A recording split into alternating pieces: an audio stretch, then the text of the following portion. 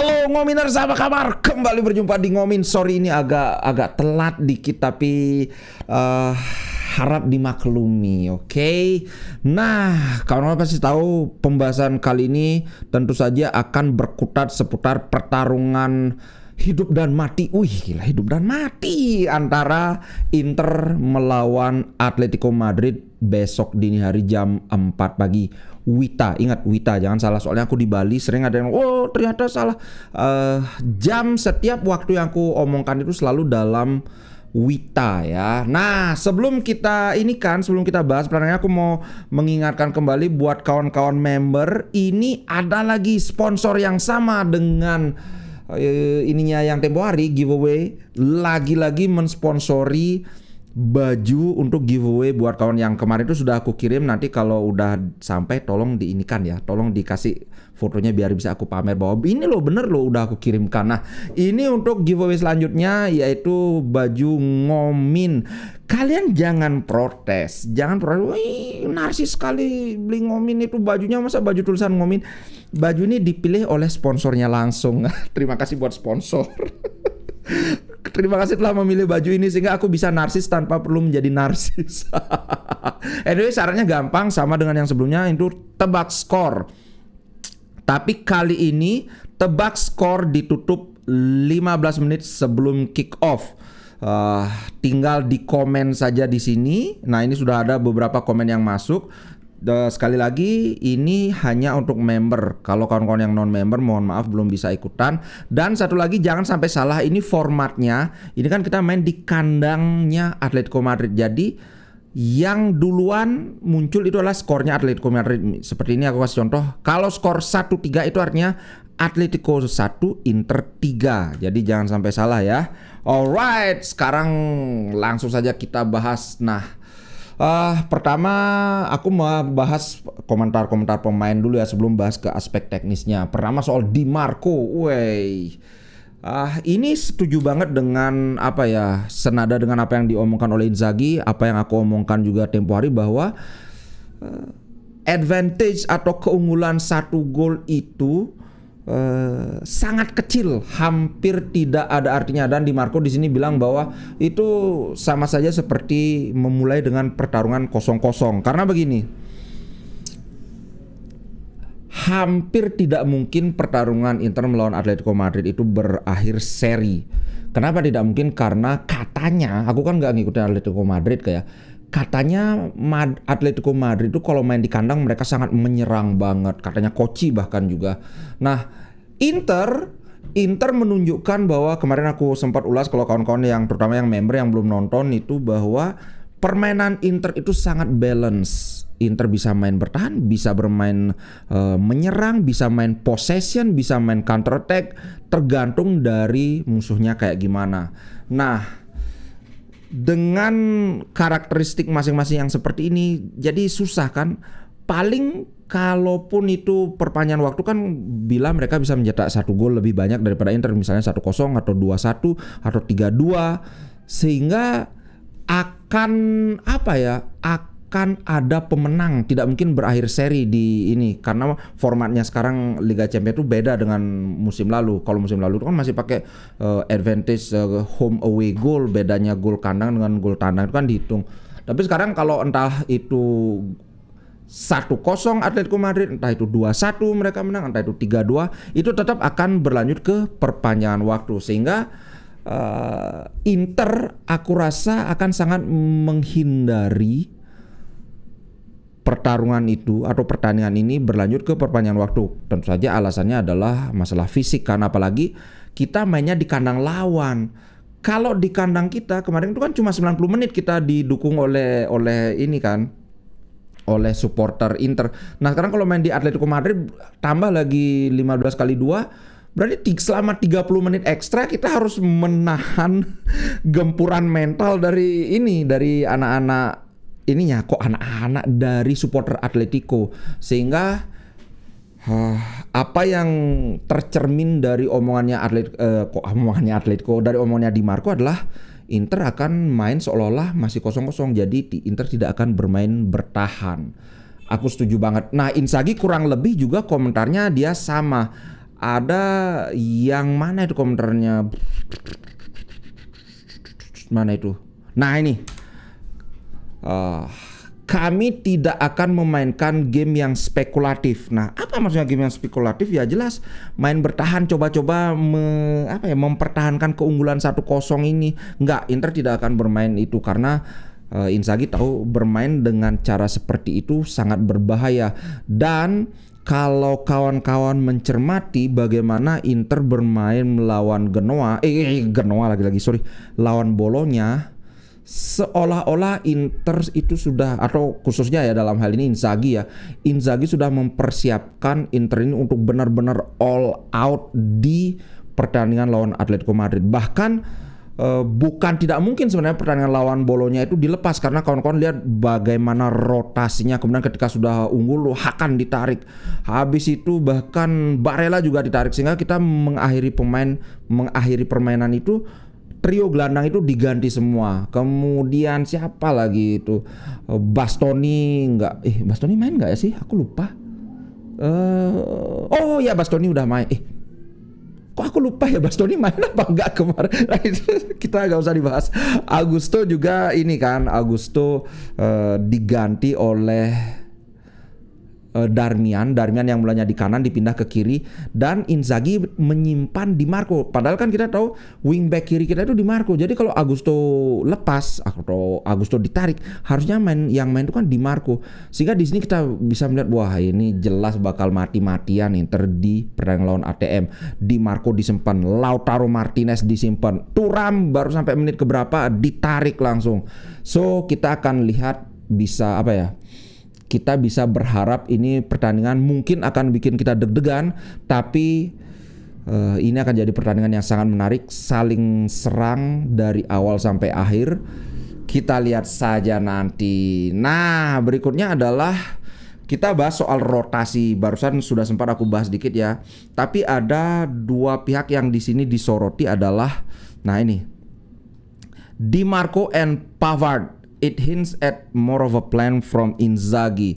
Karena begini, kenapa disoroti Di Marco dan Pavard?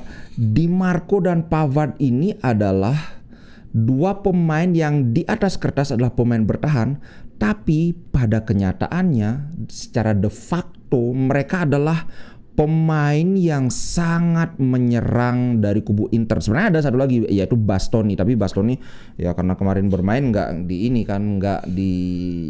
nggak disorot. Yang disorot itu adalah Pavard dan Di Marco karena memang kedua-duanya disimpan.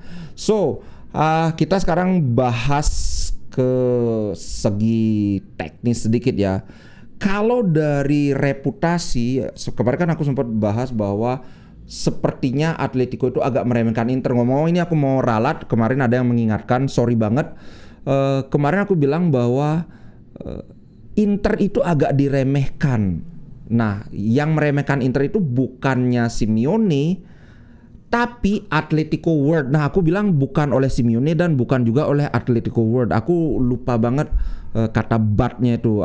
Aku kira itu kata N. Jadi tidak diremehkan oleh Simeone dan dunia Atletico. Padahal seharusnya dia tidak diremehkan oleh Simeone, melainkan oleh dunia Atletico. Dunia Atletico itu ya supporternya, ya pemainnya. Ini senada dengan apa yang diomongkan De Paul, Inter nggak gini-gini amat, nggak superior amat dan sebagainya. Nah, di sini padahal kalau kita lihat dari bukan histori Inter lawan Atletico, tapi pertandingan-pertandingan yang dijalani oleh dua tim sebelum ke pertandingan ini itu justru Atletico itu jelek sekali rekornya. Dari 5 pertandingan terakhir mereka itu kalah cuma 1 kali menang. Mana itu? Aku sudah liatin biar kawan-kawan tidak ini. Nah ini dia. Jeng aku liatin. Jelang bentrok dini hari nanti Atletico berada dalam kondisi yang kurang ideal. Cuma 1 kali menang dalam 5 laga terakhir. Bahkan terakhir kalah lawan Cadiz. Kepala dinas di Liga Spanyol. Ngomong Cadiz ini adalah peringkat 18. Jadi ya zona degradasi. Mereka kalah lawan Cadiz. Sehingga dibandingkan dengan Inter, ini kan bagaikan bumi dan langit ya. Inter itu Kalau biasa kan ada rekor tak terkalahkan dalam sekian pertandingan. Kalau Inter tuh rekornya tahu, bukannya tidak terkalahkan tapi tidak tak termenangkan selama tahun 2024. Artinya dari 13 pertandingan yang sudah dilakoni Inter di semua kompetisi, semuanya dimenangkan. Tidak ada satupun Inter yang seri, apalagi kalah, nggak ada. Semuanya menang. Kemudian ada lagi yang dibilangkan, wah, rekor Atletico Madrid itu mereka belum pernah kalah di kandang mereka di musim ini. Itu rekor yang ya mungkin bagi orang lain itu sangat menakutkan. Tapi Inter adalah tim yang spesialis menumbangkan rekor orang. Kawan-kawan pasti ingat bagaimana Anfield yang katanya angker banget 2 musim lalu kita tumbangkan di kandang mereka sendiri melalui gol indahnya Lautaro Martinez. Kemudian siapa lagi? Kalau di Serie A berapa rekor yang kita tumbangkan dari Atalanta yang berapa 6 pertandingan terakhir, mungkin 5 pertandingan terakhir sebelum Inter nggak menang. Rontok 4-0. Bolonya 6 pertandingan terakhir sebelum ketemu Inter selalu menang, rontok juga 1-0. So, apakah ini akan menjadi lagi-lagi ajang pembuktian bagi Inter untuk menumbangkan rekor orang? Kita akan saksikan nanti jam 4 dini hari. Apalagi kalau mereka punya rekor tidak pernah kalah di kandang, Inter juga punya rekor tidak pernah kalah di tandang. So ya dalam artian aku bukannya mau bilang bahwa Inter tuh lebih hebat main tandang dibandingkan main kandang, karena seperti yang aku bilang sebelumnya ini datanya tidak cukup untuk mengambil kesimpulan itu. Tapi at least kalau kita mau tarik kesimpulan yang berbunyi Inter sama kuatnya main kandang maupun main tandang, ini buktinya lebih dari cukup. Begitu bro. Nah kalau di sini aku ambil dari bola.net, di sini ada beberapa biasanya prediksi squad ya. Kalau mereka 5-3-2 lah, sebenarnya sama ini 3-5-2, tapi saat bertahan mereka pakai 5-3-2. Ini adalah formasi yang dipakai Inter dari sebelumnya, 3-5-2 juga, kalau bertahan 5-3-2. Tapi di musim ini sudah tidak begini lagi. Kadang-kadang Inter bertahan dengan 4 garis pertahanan, Pavard jadi fullback, kemudian Di Marco turun jadi fullback kiri. Kadang-kadang juga dengan 5. Ia sangat bervariasi. Sedangkan Atletico Madrid tampaknya ketika mereka bertahan selalu pakai bentuk 5 pemain bertahan sejajar. Di sana ada Oblak, kemudian Lino. Lino ini adalah pemain yang cukup menyulitkan di leg pertama. Hermoso, Gabriel, Witsel, Llorente ini lumayan bagus. Barrios, Koke, De Paul, Morata, Depay. Nah, tadi aku baca ini, enggak ada ya. Pokoknya tadi aku baca berita bahwa si Simeone sudah mengkonfirmasi bahwa Griezmann akan bermain. Dia kan sudah berlatih dan sudah dikonfirmasi oleh pelatihnya dia akan bermain, bahkan mungkin akan menjadi starter. So siap-siap saja kita lihat. Kemudian berikutnya kalau dari Inter Sommer tentu saja, kemudian Pavard pasti, Bastoni juga pasti main. Nah yang belum pasti itu adalah si ini, siapa yang akan bermain di center back tengah, apakah Acerbi atau De Vrij, karena De Vrij bermainnya selalu bagus di musim ini, apalagi beberapa pertandingan terakhir ketika Acerbi cedera, De Vrij benar-benar membuktikan kelasnya.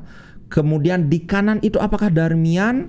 Menurutku ada kemungkinan ini bukan Darmian dimainkan. Kenapa? Karena kemarin Darmian mainnya kan lumayan full dia, dari wingback kanan kemudian ditukar ke kiri. Apalagi Darmian ini adalah pemain yang kecepatannya kurang. Sedangkan di kanan kita atau di kirinya mereka itu adalah Lino, pemain yang dribblenya bagus, speednya juga bagus. Yang bisa menandingi Lino dari segi speed ya menurutku si Dumfries. Kemungkinan Dumfries akan bermain, tapi kita lihat saja nanti. Kemudian,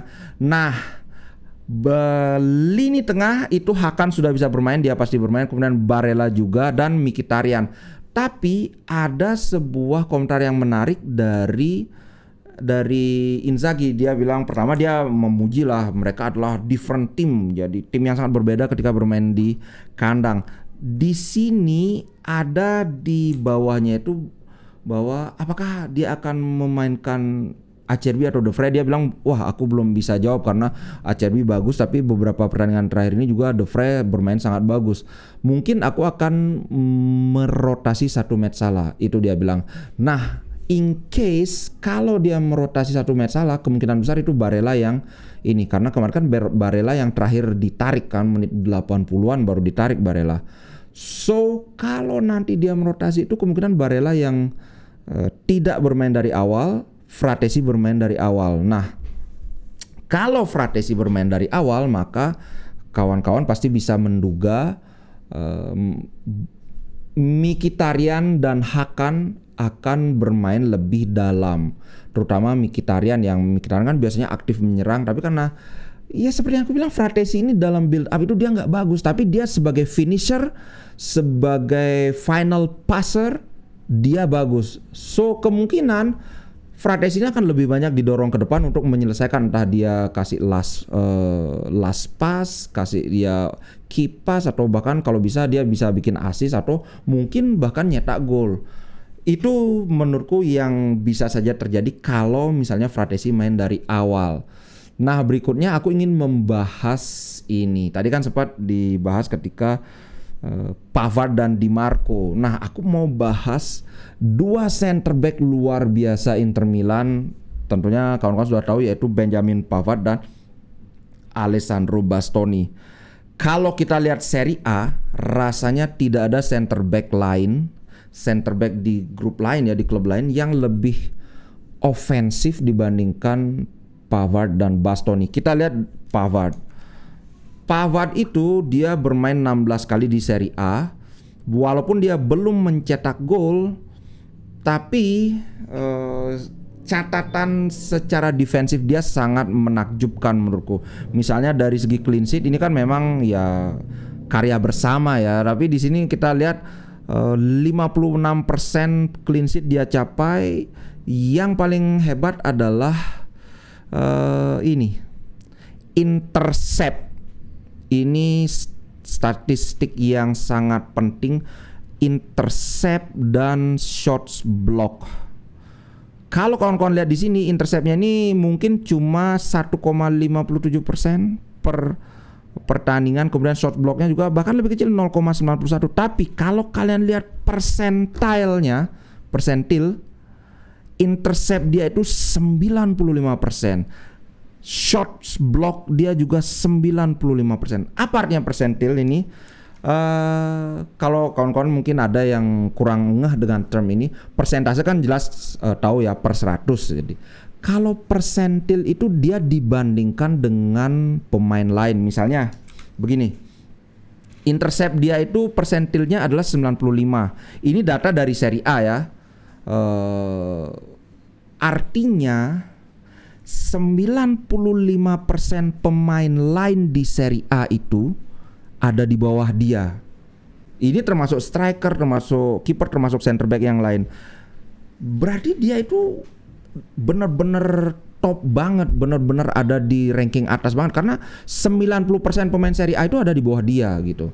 Nah, kemudian kita sekarang itu kan defendingnya. Kita lihat dari yang menarik dari center back-nya Inter itu kan kemampuan dia untuk melibatkan diri dalam build up. Maka aku lihat assist, passing, dan chance creation. Lagi-lagi passing dia itu 96. Ini center back bro. Bayangkan 96% pemain Serie A itu ada di bawahnya Pavard dalam jumlah passing. Bahkan kalau kita lihat successful pass, sama 96% pemain Serie A itu ada di bawahnya Pavard. Kalau kipas ya oke lah, namanya center back. Mungkin karena tadi itu memang kelihatannya wow 96, tapi kan ya banyak juga umpan-umpan yang mendatar, bahkan ada yang back pass juga kan. Begitu. Sekarang kalau kita mau lihat keterlibatan dalam build up, mari kita lihat yang lebih, yaitu Alessandro Bastoni. Ini bahkan lebih ngeri lagi. 98% cuy. Successful pass. Ini Bastoni ya. Aku liatin tuh Alessandro Bastoni. Biar dibilang itu statistiknya siapa? Ini Bastoni, bro. Dia mana itu? Nah, successful pass dia itu 98 persentil. Kemudian passing 98 persentil. Crossing successful crossnya juga 75%. Oh, kok enggak terlalu banyak? Mungkin ada yang bilang begitu. Tapi crossing, bro, siapa sih biasanya orang yang bikin crossing? Sayap atau at least fullback. Ini dia center back. Ini wow banget. Dan yang aku mau liatin lagi adalah saat ini wingback terbaik di Serie A. Wingback aku jadiin satu dengan fullback ya. Wingback atau fullback terbaik Serie A menurutku Federico Di Marco. Ini adalah catatan dia. Wow. Lihat. Assist dia 6. Persentil dia itu 99. Expected assist itu 99. Kipas ini kawan-kawan sudah tahu ya kipas itu apa? 99. Crossing maksudnya crosses ini 99. Successful cross 99. Gila gak tuh, bro? Artinya 99% pemain di Serie A itu di bawahnya Di Marco dalam hal assist, dalam hal expected assist, dalam hal crossing. Kipas itu adalah assist yang gagal jadi gol, itu biar gampang. Kalau kita adu dengan yang mungkin agak mendekati ya, yang digadang-gadang adalah back kiri terbaik Serie A, kalah, bro. Assist itu dia persentilnya cuma 70, expected assist 88, 87. Di Marco itu 99. Perlu aku liatin lagi. Ini aku liatin lagi Di Marco. 99. Dan bayangkan Inzaghi sama sekali tidak memainkan Di Marco ketika Inter lawan Bologna. Bagaimana bisa dibayangkan apa yang diharapkan oleh Inzaghi dalam pertandingan lawan Atletico Madrid ini. Wih, jadi jangan terkejut kalau nanti Di Marco itu melakukan assist. Kalaupun dia tidak bisa assist, paling tidak aku yakin Di Marco akan mengacak-acak si ini pertahanan Atletico Madrid gitu, bro. Wih, sudah. I'm excited, man. Tidak sabar menunggu. Walaupun gimana, aku optimis tapi tidak meremehkan Atletico Madrid sama sekali karena ya katanya kan memang mereka sangat kuat main di kandang. Belum pernah kalah main di kandang. Inter juga belum pernah kalah main di tandang, dan bukan sekedar itu, Inter juga sama-sama selalu menang di tahun 2024 ini. Kita lihat rekor siapa yang bertahan, rekor siapa yang tumbang. Maksudnya adalah kalau Inter kalah berarti kan rekor selalu menang Inter itu akan tumbang. Bahkan kalau Atletico Madrid bisa menahan Inter seri pun berarti rekornya Inter ya tumbang kan, karena rekor Inter itu kan selalu menang. Tapi kalau seri ya berarti Inter menang. Maksudnya Inter lolos ke perempat final gitu, bro. Oke, itu dulu untuk konten kali ini. Sampai jumpa di konten berikutnya. Ciao.